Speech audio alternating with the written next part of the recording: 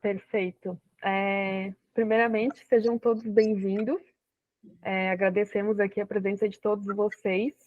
Esse é o terceiro evento do ciclo de eventos do Projeto Energia Social. Meu nome é Camila, eu estou aqui como representante da Incentive, que é parceira desse projeto. E esses três eventos, né, esse ciclo de 3 eventos, são uma das entregas do Projeto Energia Social, que é um projeto proposto pela creche berçário Dr. Leocádio Corrêa, ali da cidade de Bauru, no interior de São Paulo. Foi um projeto que proporcionou a modernização da creche com algumas ações, entre elas a principal ação que foi a instalação dos painéis fotovoltaicos. Hoje a gente tem vários convidados aqui participando do evento. A gente tem representantes da creche, temos ali o representante da GKS Solar, que foi a empresa responsável pela instalação dos painéis fotovoltaicos, temos representantes do time da Incentive para falar um pouquinho mais sobre como foi o enquadramento desse projeto e outros detalhes, para que outras organizações também usem as leis de incentivo para executar projetos similares. O projeto Energia Social, ele foi aprovado, né, recebeu recursos via o Fundo Municipal da Criança e do Adolescente de Bauru. E agora eu vou começar, então, primeiro chamando o Ricardo, como representante aqui da creche, para nos contar um pouquinho, né, sobre como é que está sendo a creche agora, as ações na creche após a instalação dos painéis fotovoltaicos, como é que foi a execução aí do projeto, quais são os benefícios já percebidos. Então, Ricardo, seja bem-vindo, obrigada pela tua presença e fica à vontade. Obrigado, Camila, boa noite a todos. Eu sou voluntário na creche berçário Dr. Leocádio Corrêa, né, faço parte da diretoria e acompanho, né, todos os trabalhos lá de reformas e manutenção, então eu estou sempre atento lá com essa parte voluntária, não é? A nossa creche ela foi fundada em 1964 e ela é bem antiga, o prédio é muito antigo, nós temos 2 prédios, um próximo, um é numa quadra, o outro é na quadra em frente, e fazem parte aí da instituição, né, para as atividades das creches. 115 crianças hoje são atendidas de 1 a 6 anos, né, com período integral, com alimentação integral, né, noções de civilidade, as brincadeiras, né, a alfabetização, berçário, inclusive, né, e há anos e anos, né, vão se melhorando, conseguindo melhorias no prédio, que são prédios antigos, né, são prédios de 1964, então, tudo vai precisando de manutenção. E nesse tempo todo, a creche foi realmente abençoada, tendo recursos, né, parcerias com órgãos municipais, como a Secretaria da Educação, do Bem-Estar Social aqui de Bauru, CMDCA, né, e outros órgãos aí, as empresas particulares, e agora, atualmente, com a CPFL, com esse projeto, através da Incentive aí de energia social. Então, como eu disse, todos esses anos foram melhorando, né? A parte física, a estrutura, e, logicamente, que tudo vai se defasando, né? Em 2021, nós tivemos a implantação de um projeto de esporte e brincadeira em coisa séria, que foi feito nesse outro prédio, onde as crianças, onde ali existe um bazar, né, para se vender roupas usadas, para curso, né, tem uma sala específica para senhoras, tem um grupo de artesanato, que fazem confecção de artesanato, né, toda semana, e onde também existem salas, atividades para as crianças. E esse projeto foi implantado em 2021, com a reforma da praça esportiva, onde nós pudemos adquirir aparelhos novos, né? Dar mais condições para a criança, pintura da quadra, e é um espaço para a recreação, né? Dos atendidos lá. Então, foi muito importante isso aí, porque já foi um passo a mais, né? Que a gente conseguiu. Porque é tudo através de promoções, a gente faz muita promoção para arrecadar fundos, porque nós temos a formaturinha no final de ano, nós temos as festividades de aniversário, comemoração, festa junina, e tudo isso é custo, né? E a gente precisa de um apoio. Às vezes a verba total que a gente recebe não permite fazer tudo isso. Então, a gente tem promoções de venda de sorvete, de sonhos, de algumas brincadeiras. Então, é uma batalha, não é fácil, não. Mas a gente está conseguindo, com parcerias, né, como eu disse, a gente manter o nível da escola, que realmente ela é bem conceituada aqui em Bauru. Há muita procura, nós temos fila de espera para um atendimento ali. E a equipe de voluntários, a equipe de funcionários, né, todos trabalham juntos. E agora a gente está vivendo um momento muito bom com essa participação da Incentivo e com a CPFL, que nos proporcionou a instalação de placas, né, fotovoltaicas lá para captação da energia solar. Isso foi em novembro, né, e já estamos sentindo já a melhoria disso aí, porque os dois prédios, eles se beneficiam com essa redução da energia, né? E isso o Carlos pode ir lá depois falar mais, explicar mais, né? Que ele que foi o responsável pela implantação, e foi muito bacana, né? Houve lá 3 orçamentos, a empresa foi escolhida e a gente, nós tivemos muita sorte com isso aí, porque, inclusive, as crianças, eu também não tinha contato direto com esse tipo de instalação, a gente conhecia por fora, né? Foi muito legal ali, foi muito, muito rápido, muito prático, pessoal muito atencioso e profissionais, né, para a instalação. E hoje nós estamos já com baixa na energia, isso é muito importante, né? E agora está vindo recursos aí também, através da incentivo aí, de modernização a parte de segurança, a parte de informática. Se Deus quiser, nós vamos conseguir aí concretizar esse projeto para a modernização da escola, oferecer condições melhores para os funcionários, porque a gente é voluntário, a gente não está lá todo dia, mas atento, assim, com ligação, com orientação, com informação, mas o dia a dia, quem trabalha lá são as professoras, são os cozinheiros, é o pessoal próprio lá, os contratados da creche para a realização do serviço. Então, a intenção é fazer essa melhoria, é fazer essa implantação, é fazer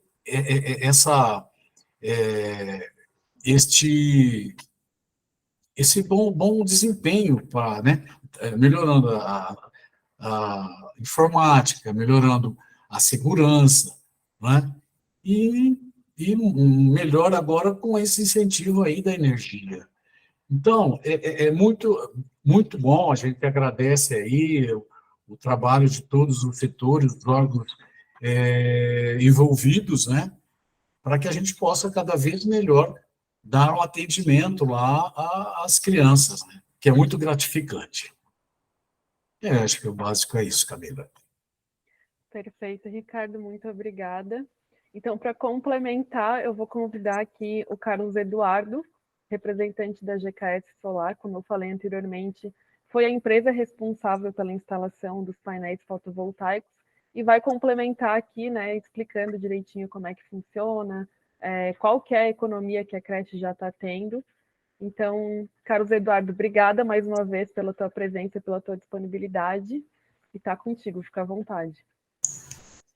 Olá, boa noite, né? Meu nome é Carlos Eduardo, eu sou engenheiro da GKS Solar, eu cuido da parte técnica da empresa, estou na empresa desde 2015, que foi quando a empresa começou, e eu tive o prazer de acompanhar toda a execução da instalação do sistema fotovoltaico lá da creche.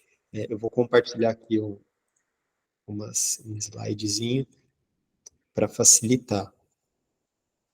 Acho que já deve estar aparecendo aí.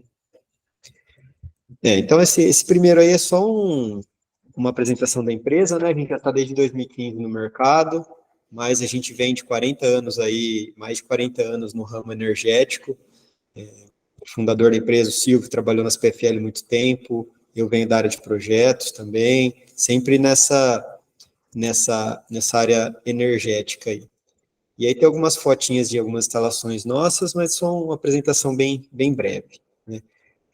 Esse segundo slide, ele mostra um pouco do funcionamento do sistema fotovoltaico, né? Vou ser bem breve aí para simplificar isso daí. Esse número 1, ele mostra os painéis fotovoltaicos, que eles recebem a radiação do sol e convertem essa radiação do sol em energia elétrica. O que acontece é que ele converte essa energia em corrente contínua, que é um tipo de energia que a gente não consegue usar na casa da gente, né? Então, a gente tem o número 2 ali, que é um aparelho, que é o inversor fotovoltaico. Ele transforma essa energia que é gerada dos painéis numa energia que é possível utilizar nos equipamentos na casa da gente. Então, a energia gerada pelo painel, convertida nesse equipamento, no inversor, e ela é enviada para a rede elétrica da casa, né, ou do estabelecimento, lá no caso da creche. O que acontece é que essa energia gerada ela é consumida pelos equipamentos elétricos que a gente tem, e o excedente dela é enviado para a rede. Ela passa ali pelo medidor e vai para a rede.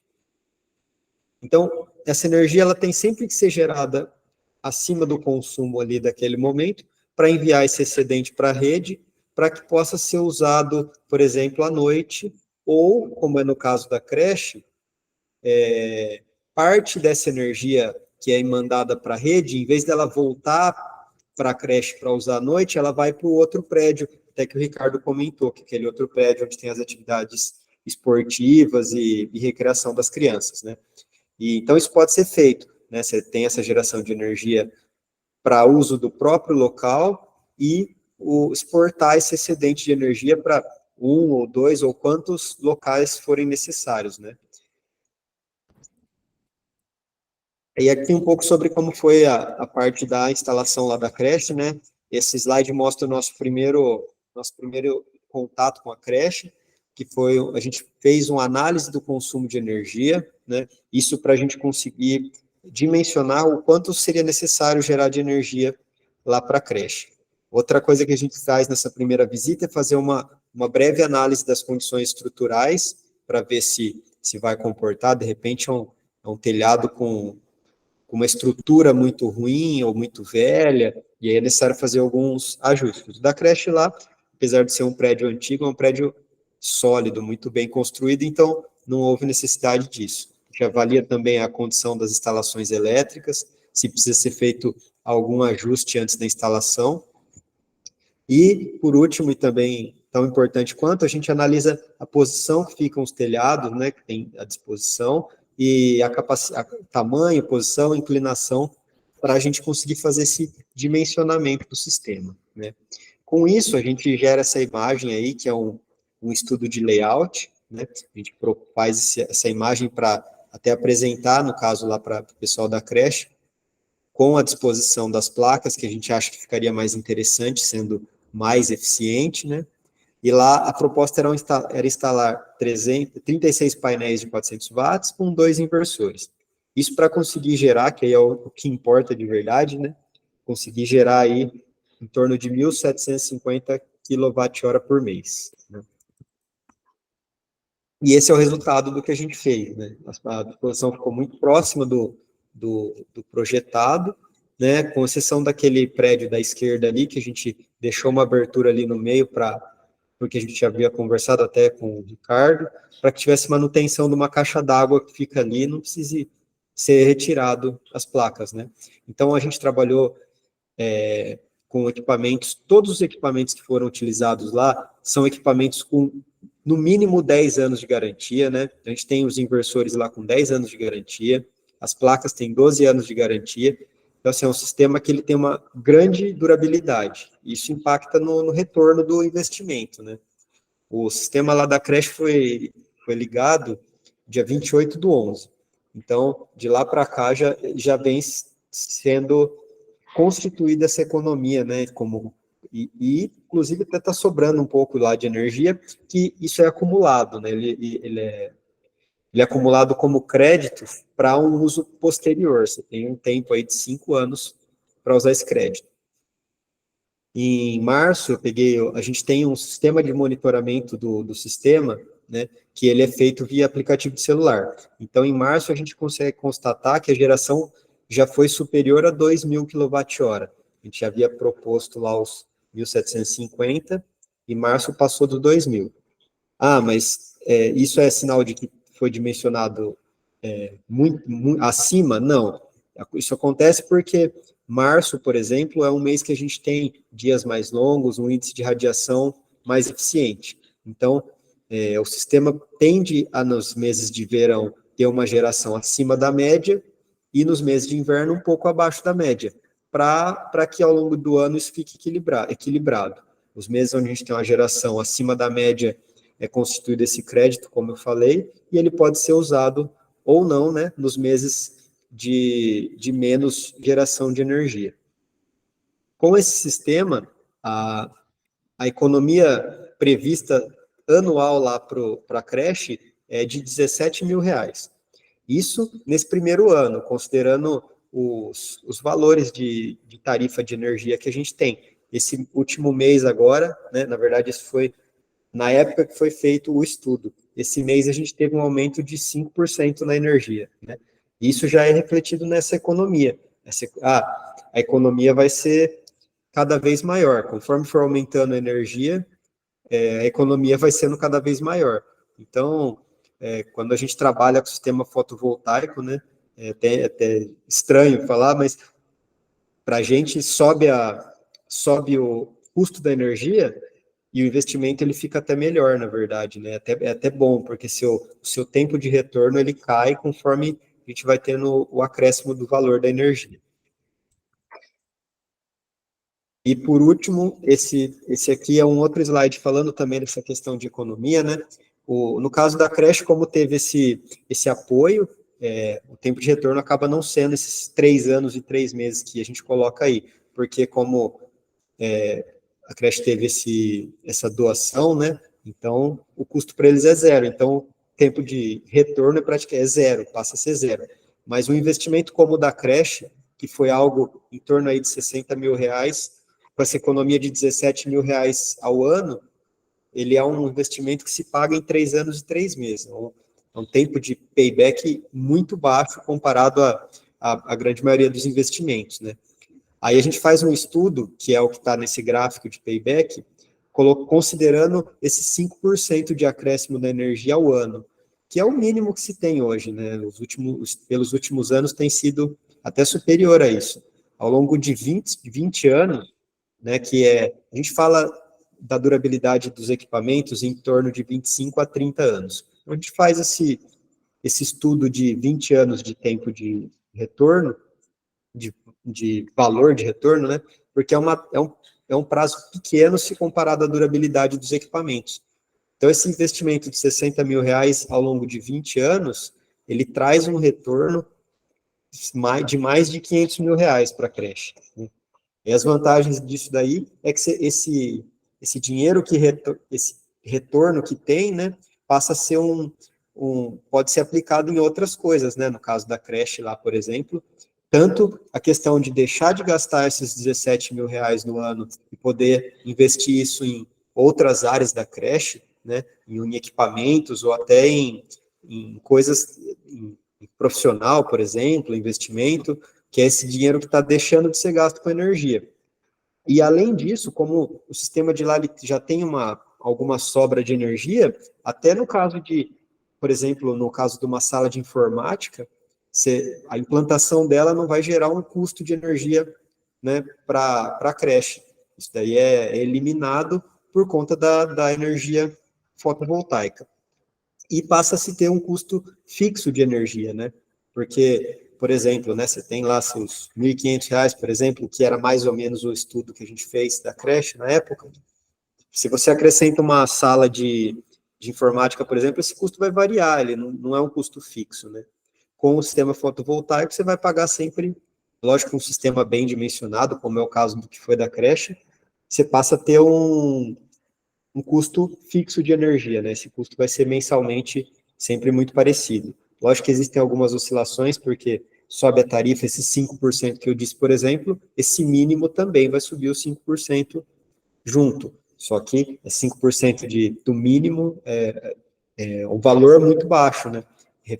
Comparativo aos 5% dos R$ 1.500 lá, por exemplo, de energia por mês.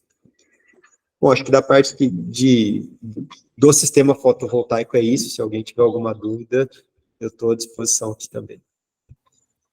Muito obrigada, Carlos. A gente já tem uma dúvida aqui no chat, na verdade, duas já. Deixa eu ver por ordem aqui.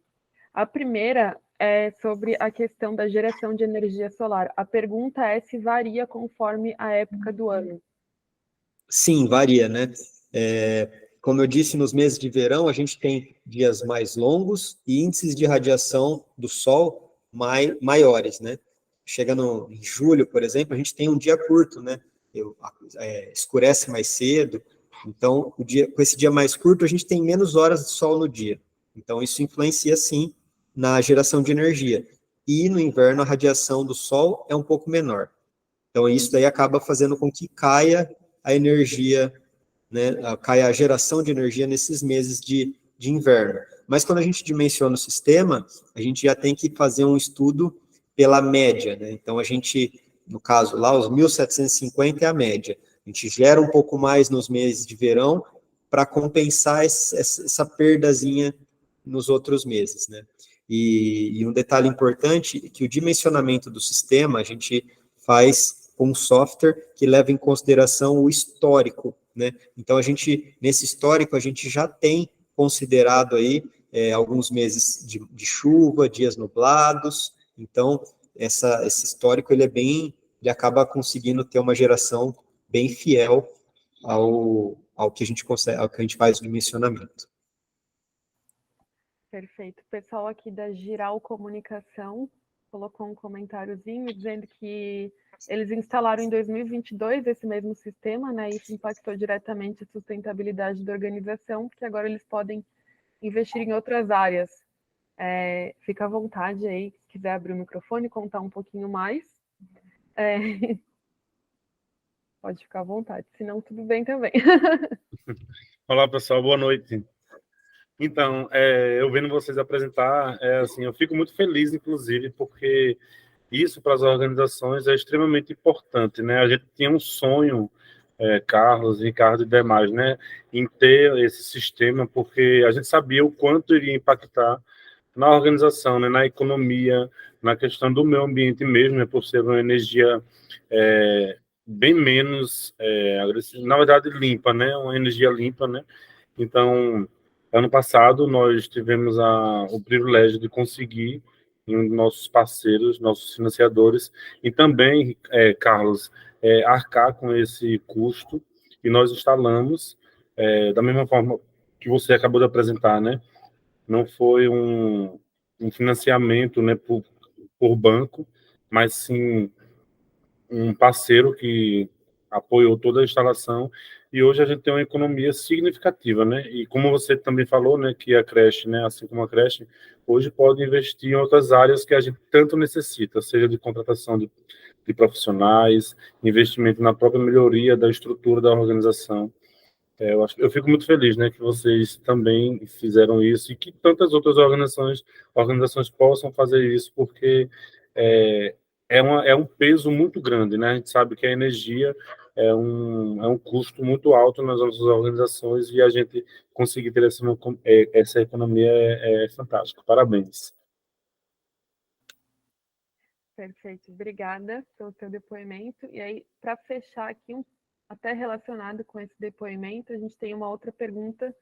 Carlos, como que está a discussão sobre a tributação? Tu consegue falar um pouquinho para a gente? Consigo.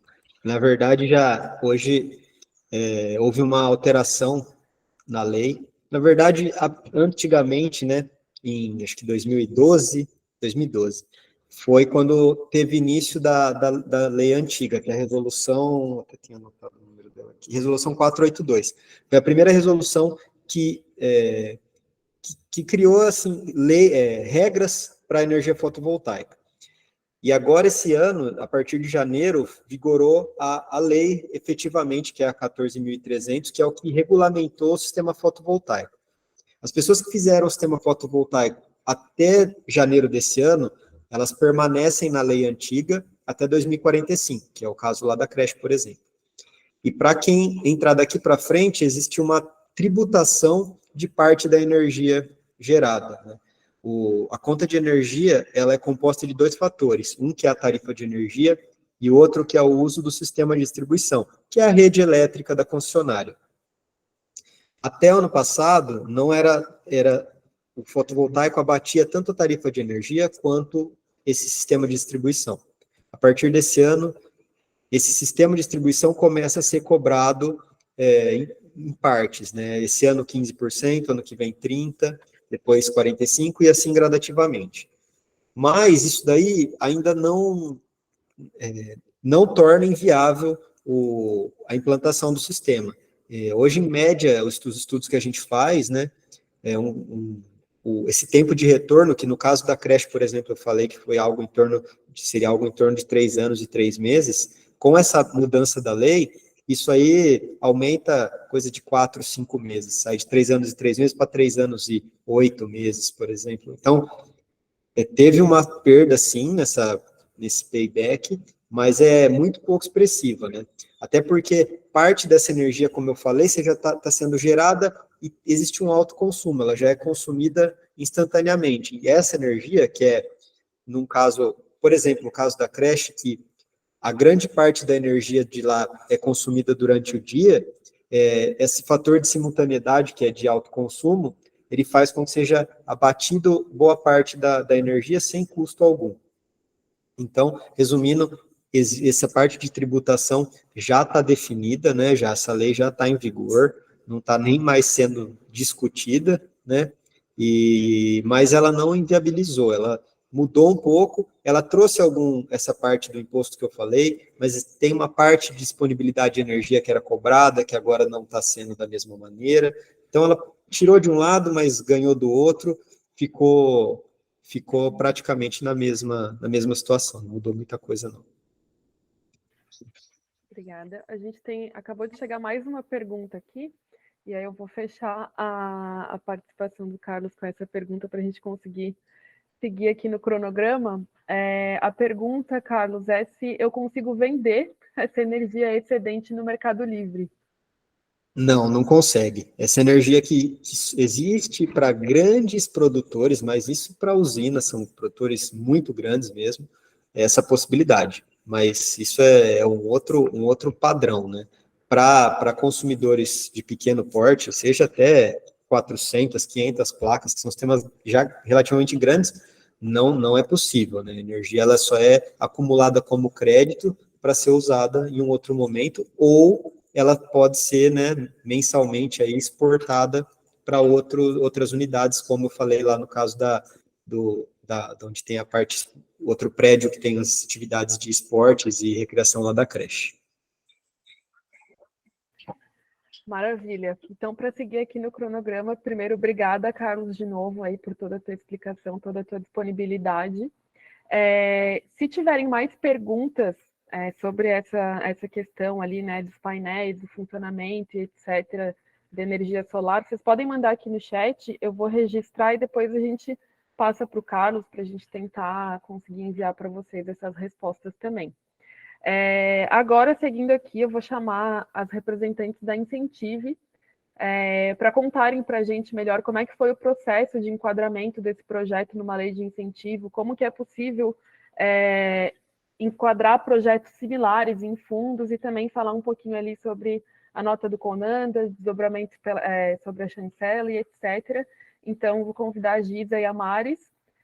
Obrigada, gurias, por estarem aqui, por disponibilizarem e compartilharem os conhecimentos. e está com vocês. E aí, da mesma forma, vocês podem, pessoal, continuar enviando as perguntas ali no chat, e no final a gente faz essa mediação aí para elas responderem. É isso, gente. Oi, pessoal, tudo bem? Eu vou começar aqui, vou compartilhar a tela, e aí passo a bola para a Maris na sequência.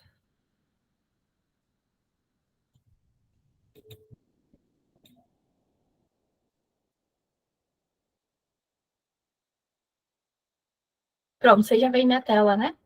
Tudo certo. Perfeito.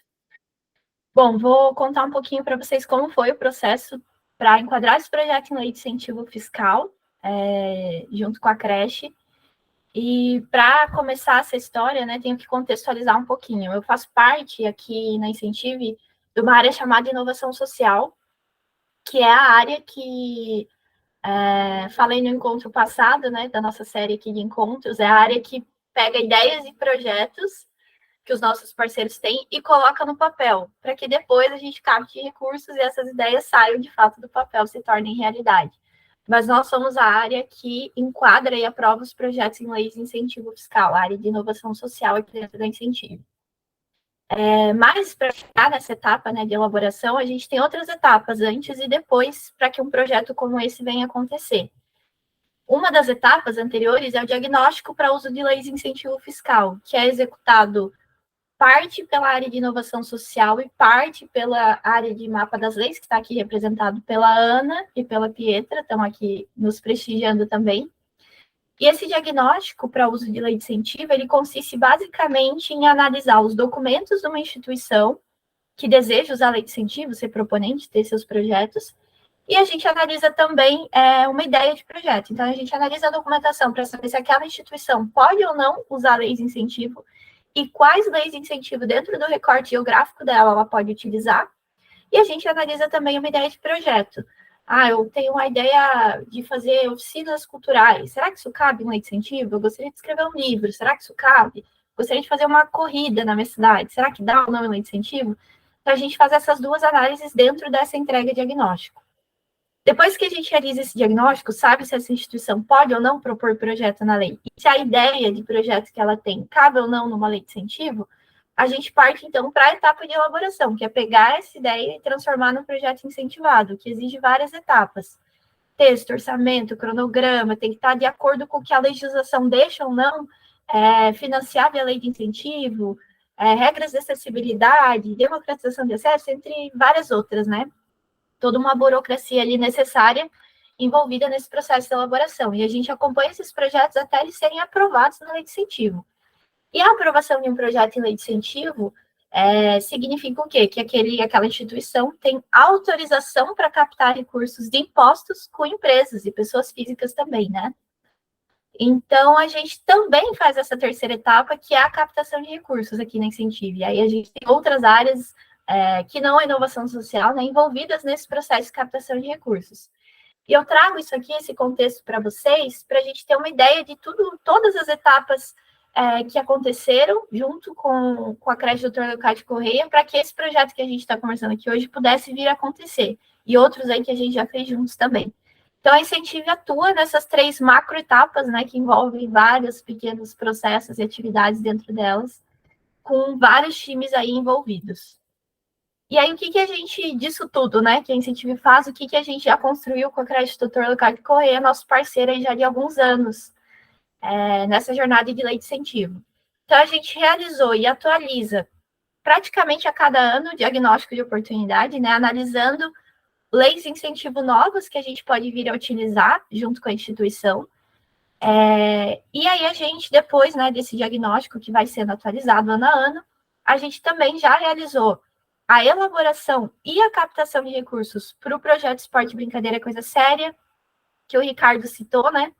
Via Fundo Municipal da Infância e Adolescência de Bauru. E esse projeto, ele consiste na reforma lá do espaço da quadra, do espaço de recreação e lazer dos beneficiários da creche e também a aquisição de equipamentos, né, para esse espaço para realizar as atividades. Então, esse foi o nosso primeiro projeto elaborado e captado com a instituição.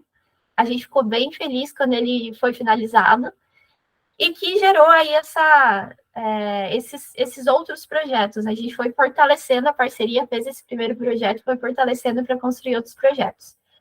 A gente também elaborou e captou esse projeto que a gente está conversando aqui hoje, que eu vou contar mais detalhes para vocês, que é o Energia Social, também via Fundo Municipal dos Direitos da Criança e do Adolescente de Bauru, em editais diferentes, né, anos diferentes.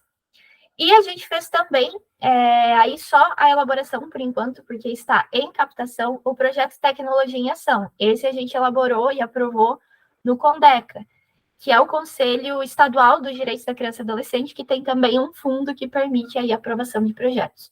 Então, Tecnologia em Ação foi já aprovado, mas está em captação, esperamos em breve trazer como case de captação também para vocês.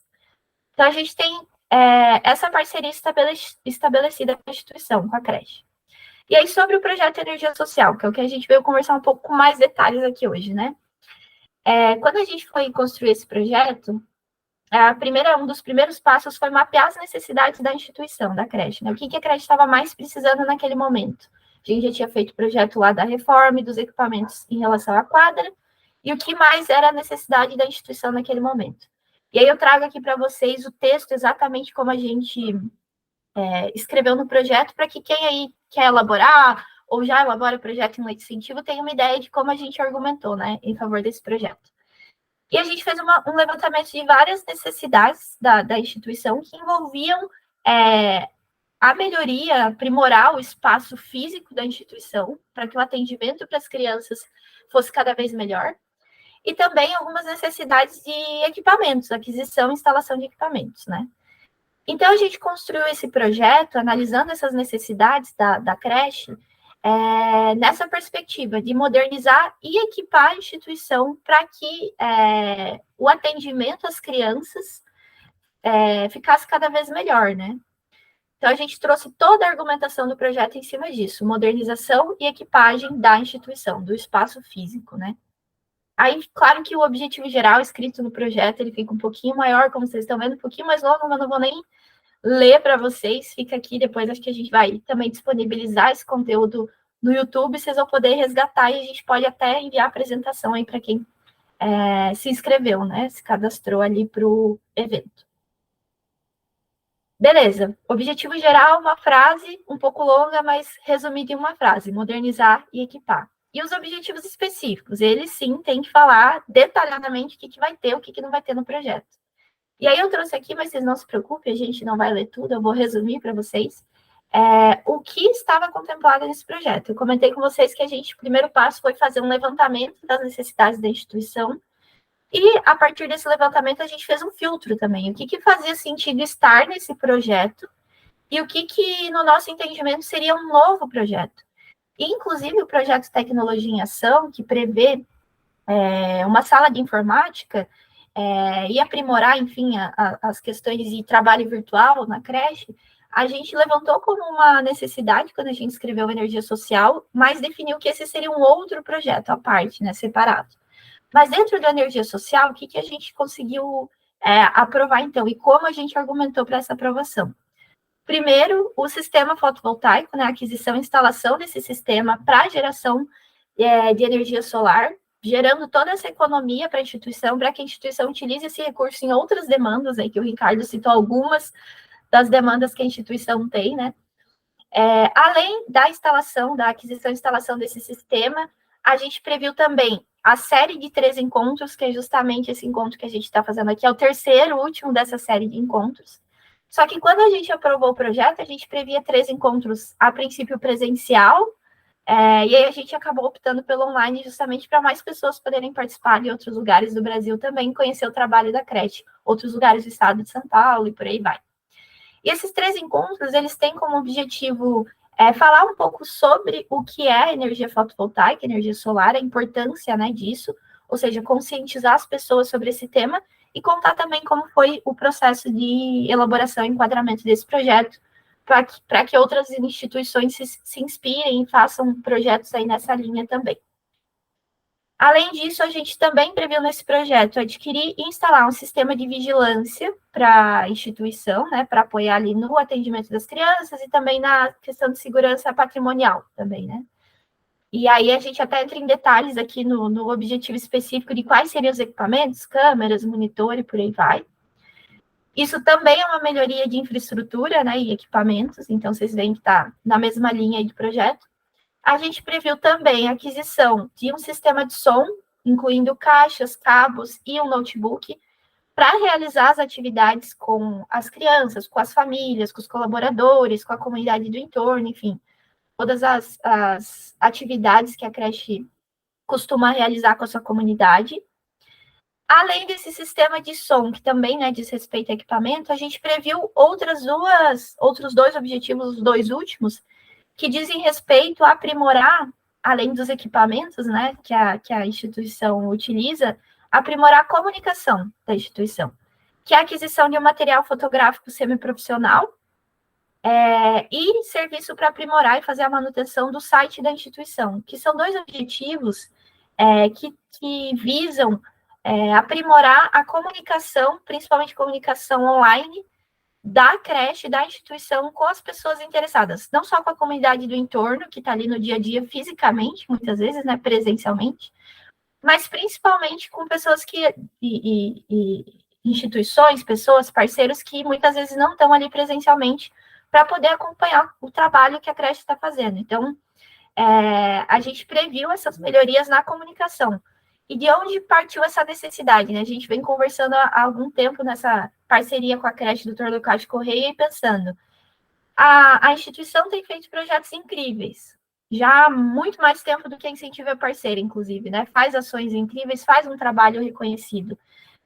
Então, vamos melhorar a divulgação sobre esse trabalho para o mundo afora, né? Para quem quiser conhecer mais sobre o trabalho da creche. Então, esses 2 últimos objetivos vieram nessa linha de aprimorar a comunicação da instituição, que é importante para conseguir novas parcerias, para divulgar os resultados das suas ações, para, inclusive, fortalecer o vínculo com a comunidade do entorno, né, o vínculo com os familiares das crianças, o vínculo com os vizinhos ali da instituição. Então, tudo isso é importante, manter a galera, mesmo que no online, conectada, sabendo o que está acontecendo ali na instituição. Então, a gente entende que os 2 últimos objetivos contribuem nesse sentido, fortalecer o vínculo com a comunidade ligada à creche, ligada à instituição. E como que a gente conseguiu colocar tudo isso numa lei de incentivo, num fundo da infância e adolescência, especificamente, né?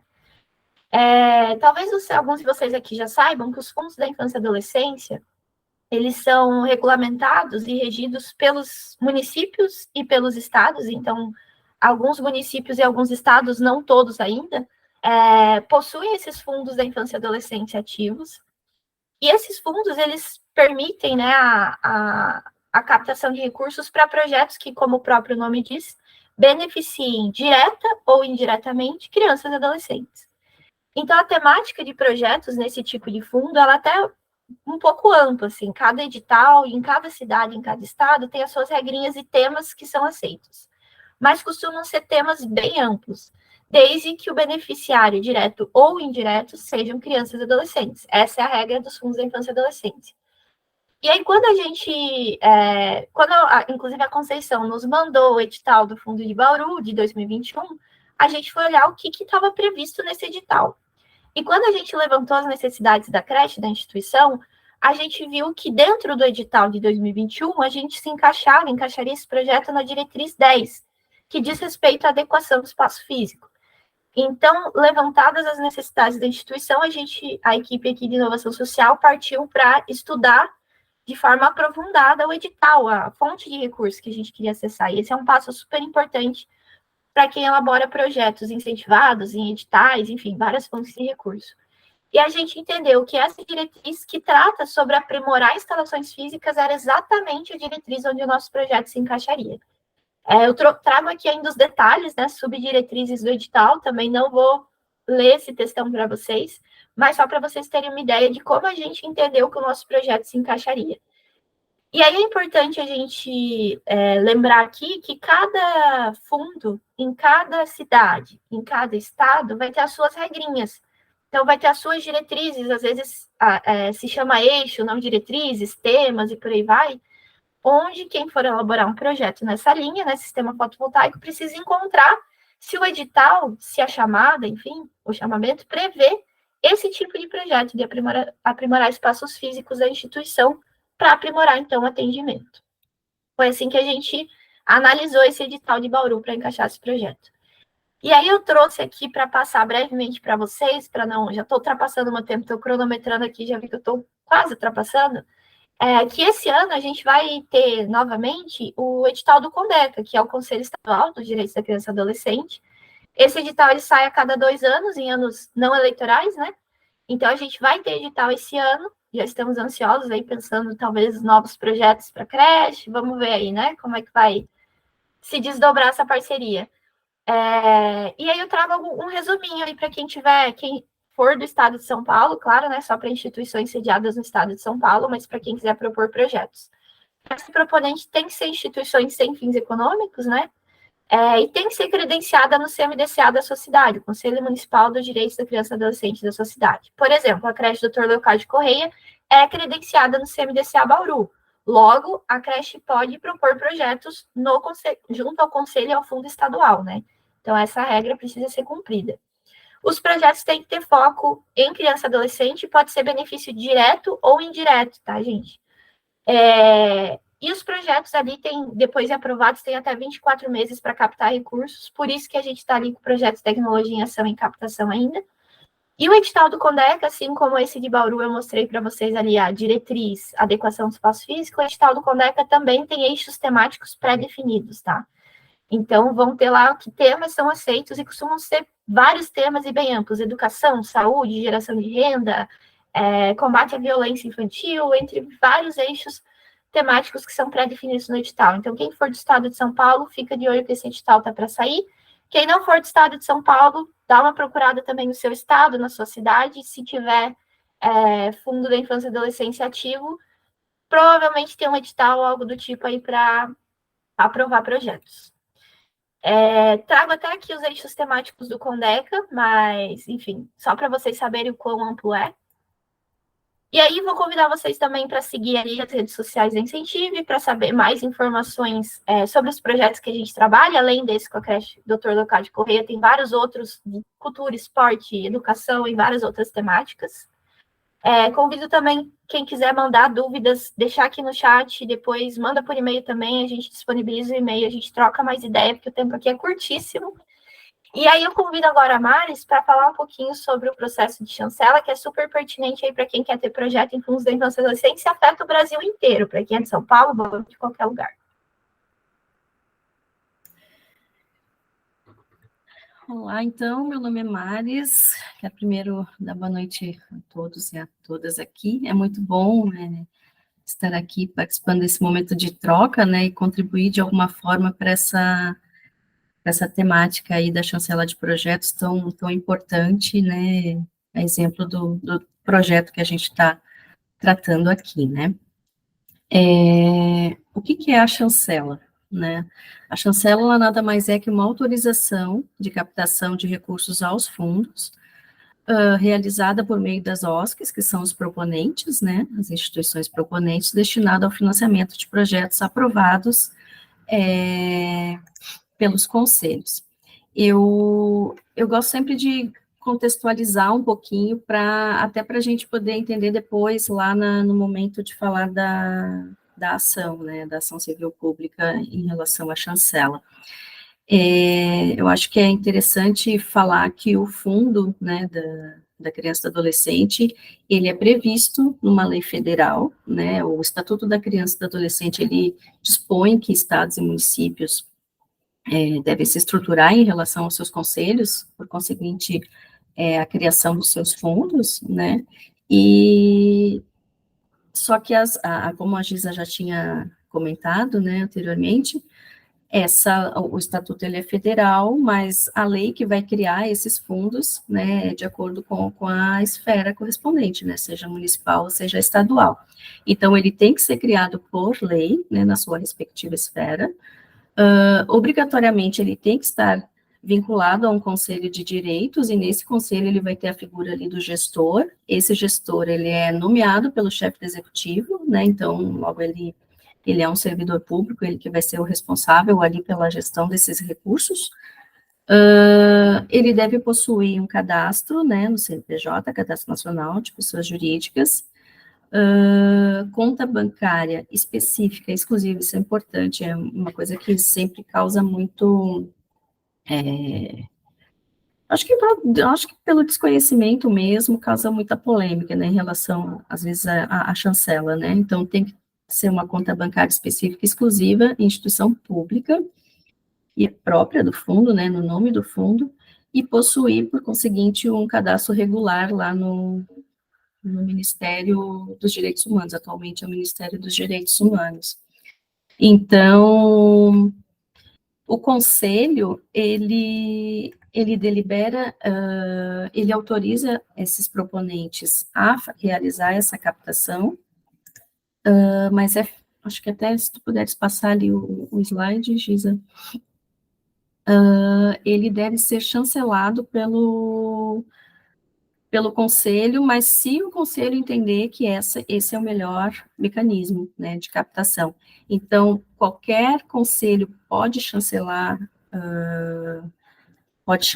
projetos para os proponentes captarem esses recursos? Sim, qualquer conselho pode, mas é uma decisão dele, né, é facultado aos conselhos realizar por meio de edital específico, porque o conselho ele pode também captar recursos, que é na sua maioria,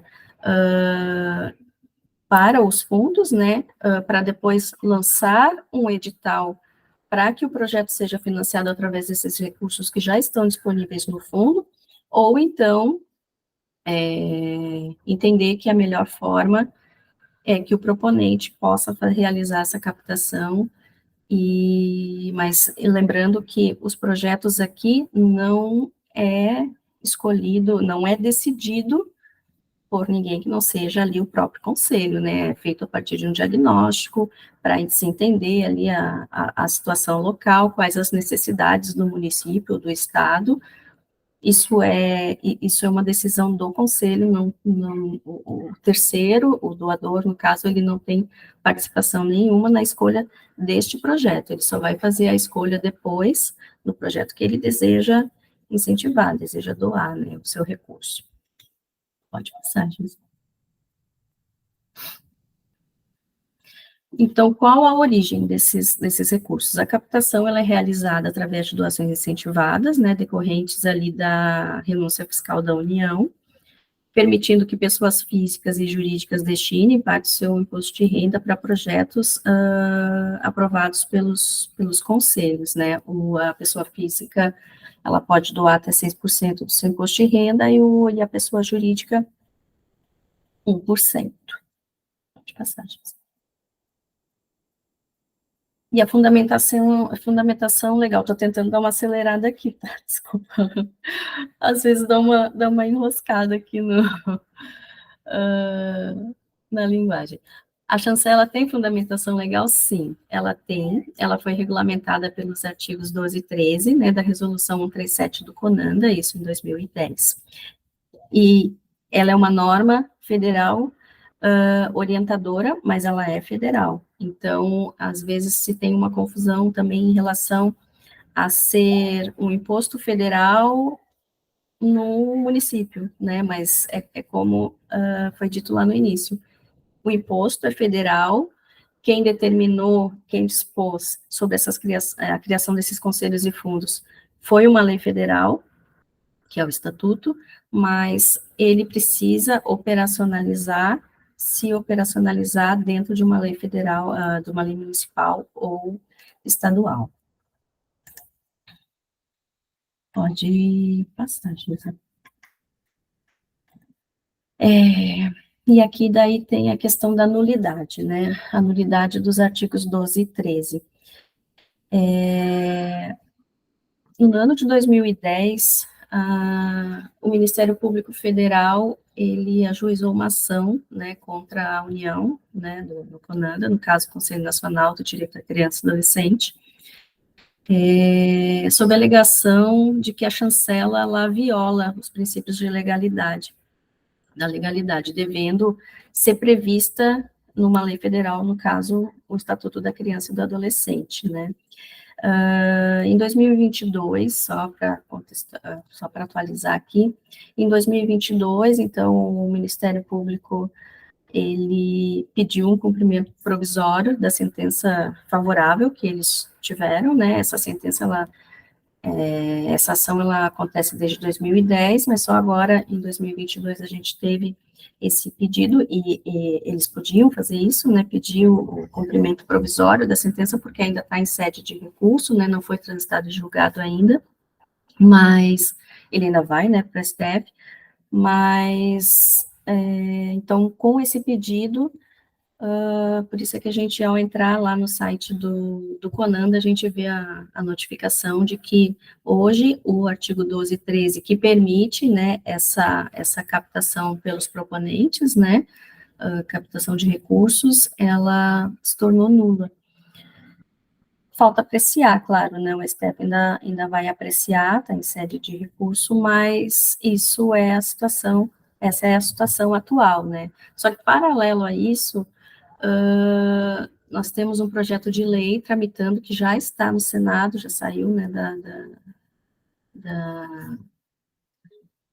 da Câmara e passando ali para o Senado para apreciar.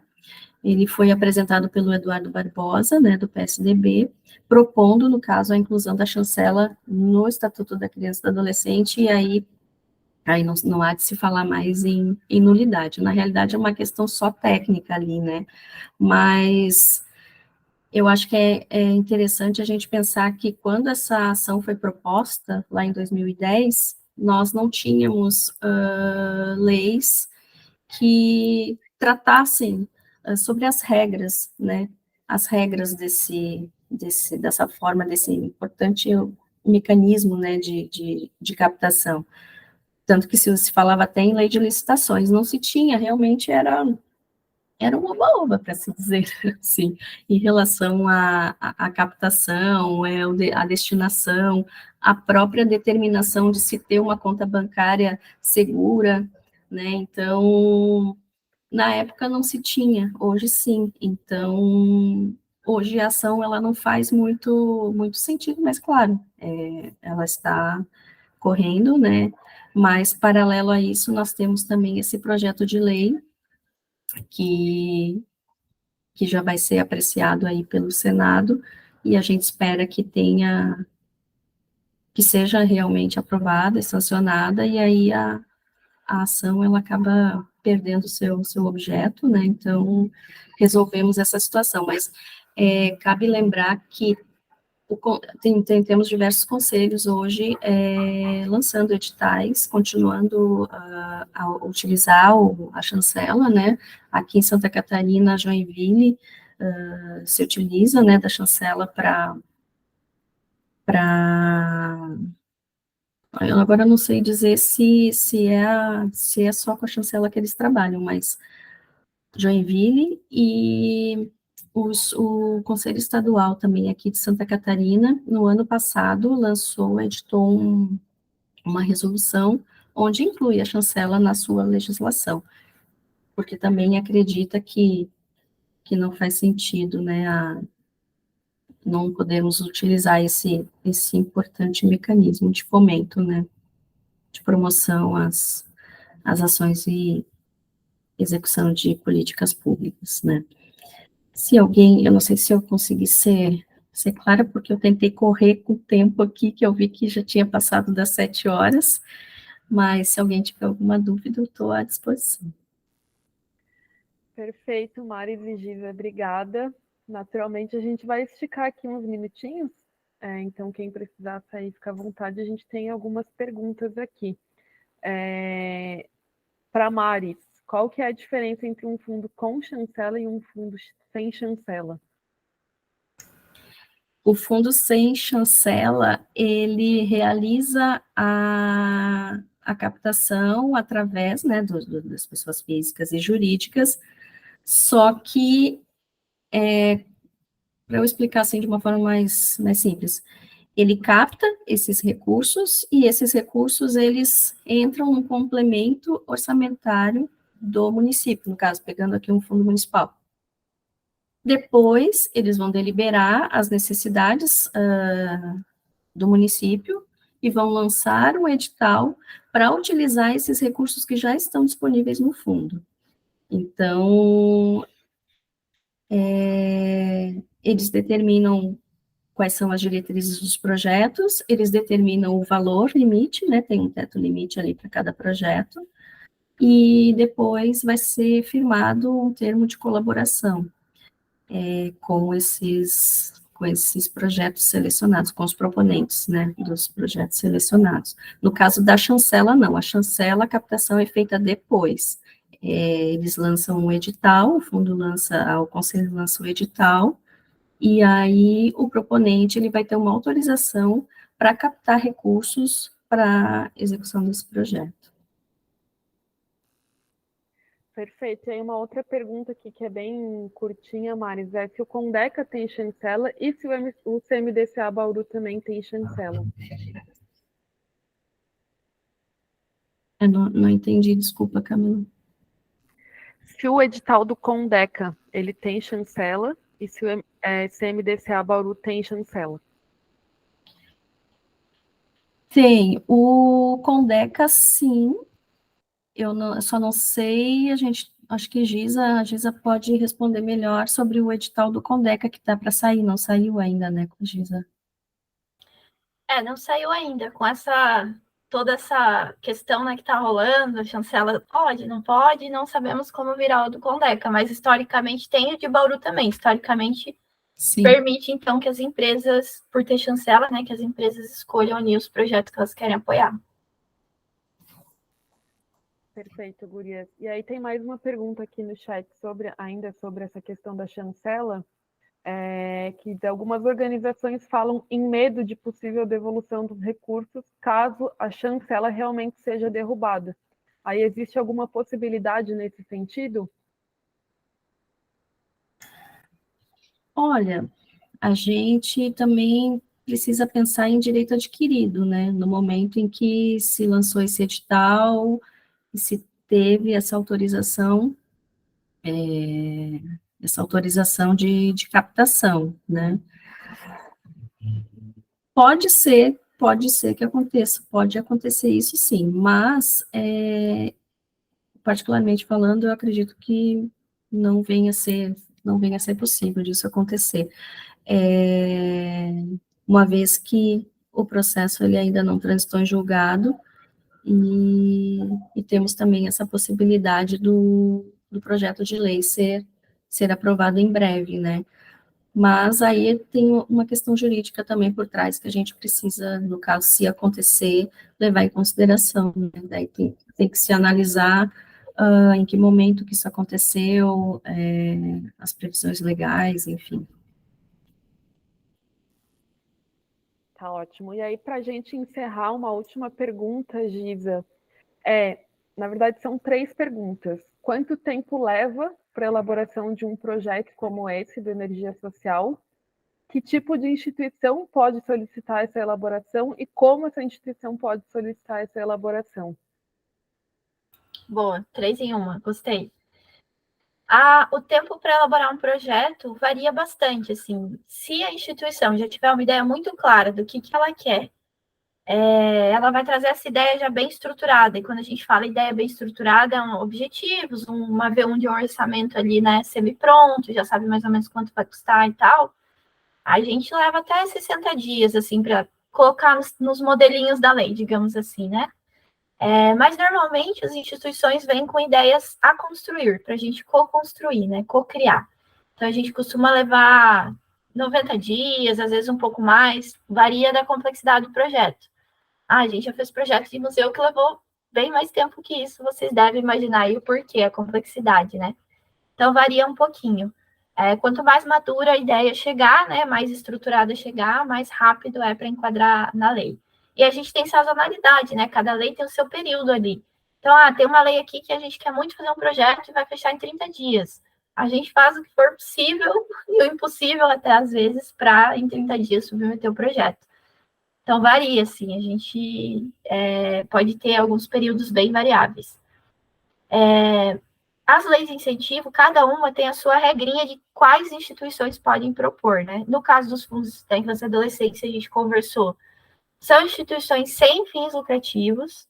Ah, mas eu tenho um CNPJ aqui, com fins lucrativos não dá? Nos fundos da infância e adolescência, não. As leis de incentivo que aceitam CNPJ com fim lucrativo são as leis de cultura. Então, se você estiver pensando num projeto cultural, aí sim, seu CNPJ com fins lucrativos pode ser que tenha a possibilidade de ser proponente. Mas aí tem outras regrinhas, tem que ter finalidade cultural no seu contrato social, enfim, cada lei de incentivo tem a sua regrinha. Mas as instituições sem fins lucrativos costumam ter mais chance, né, de acessar as diferentes leis de incentivo, porque elas podem quase todas, somado a outros pré-requisitos, né? Tem vários outros pré-requisitos aí. Lei de esporte tem seus pré-requisitos, lei de cultura tem os seus, lei federal tem um, estadual tem outro, municipal tem outro, por aí vai. E aí o time da Ana aqui, a Ana Paula está aqui com a gente, costuma fazer essa comparação, né? O que a instituição já tem e o que a lei exige. Pode ser proponente ou não, então varia. E aí, como solicitar essa elaboração? A gente tem, vou passar aqui para vocês o e-mail do Tiago, que ele não pôde estar com a gente hoje, mas o Tiago é nosso ponto de contato para as instituições que tiverem interesse em elaborar projeto com a gente, só entrar em contato com ele por e-mail, a gente já passa aqui, que o Tiago dá aí um encaminhamento, apresenta o que são os serviços, né, de elaboração, o que contempla, custos, prazos, né, enfim. O Tiago vai tocando essa negociação para depois entrar aí o time da Ana, o time aqui, meu time de inovação social, e aí a gente faz a entrega, né, faz o trabalho em si. Espero que a gente se encontre em outras oportunidades aí virtuais para falar mais dos pré-requisitos das outras leis, porque é pouco tempo para falar tudo que a gente gostaria de falar. Mas, para até, além dessas respostas aí dessa pergunta, uma coisa muito bacana dos fundos da infância e adolescência é que, como a Maris falou, né, a gente está falando da captação de imposto de renda, né, que é o imposto federal. Só que esses fundos são regulamentados e regidos pelos estados e municípios. E aí vocês vejam só, a oportunidade dos estados e dos municípios trazerem recurso federal para suas cidades, para seus estados, por essa ferramenta, né, por meio desses fundos, trazer diretamente o recurso federal sem a necessidade do governo federal estar distribuindo para o estado, para o município especificamente. Então, a gente quer muito, né, que os estados e municípios se fortaleçam e regulamentem seus fundos, façam os fundos funcionarem com chancela, porque a chancela é a oportunidade do contribuinte, pessoa física e jurídica, ajudar, né, a escolher os projetos, então é o empoderamento do contribuinte para escolher os projetos que vão receber esse recurso. A gente está aqui na Incentive, nessa luta aí para fortalecer a existência desses fundos e ter cada vez mais projetos. É isso, gente. E aí, só deixa eu complementar, Giza, a tua fala. É legal dizer também que a chancela, quando um proponente faz a captação por meio da chancela, 20%, até 20% do montante desse projeto, do valor desse projeto, fica para o fundo. Então, essa captação, né, essas doações, elas são utilizadas no projeto, mas também elas ajudam outras ações que daí são geridas ali pelo conselho, através desses 20% de retenção, que é como se fosse ali uma caixinha, né, para assim dizer, para ajudar outras ações necessárias também aí, para que os conselhos possam, né, atender às necessidades das crianças e dos adolescentes. Então é isso, gente. Obrigada. Perfeito, muito obrigada, gente. Obrigada, Giza, Maris, por toda a contribuição. Carlos, pela tua presença aqui, explicar para a gente todo o funcionamento ali dos painéis. Ricardo, Conceição, como representantes da creche. Todas as organizações aqui representadas também que vieram participar. Agradeço muito a presença de todos, a disponibilidade. A Giza está colocando ali no chat o e-mail do Tiago, para quem tiver interesse em saber mais ali sobre os serviços da Incentive. E é isso, gente. Boa noite para todo mundo. E até a próxima. Acompanhem ali as redes da Incentive também para acompanhar nossos próximos eventos. Boa noite a todos. Boa noite. Boa noite. Obrigada Boa noite a todos. Boa noite. Obrigada. Tchau, tchau.